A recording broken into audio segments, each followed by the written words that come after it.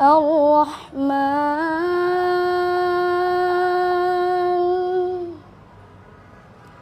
علم القرآن। আমি অনেকবার অনেক ভিডিওতে দেখেছি আসলে ভাইরাল মিজান কোরআনের ফাঁকিদের প্রতি অনেক অনেক বেশি আন্তরিক।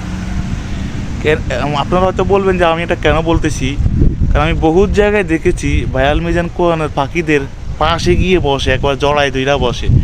আসলে সে মানে এই কোরআনের বাণী শুনলে তার অন্তরটা মনে ঠান্ডা হয়ে যায়, তার মনে পিছনের যে হারিয়ে যাওয়া বা কষ্টগুলি আর মনে থাকে না।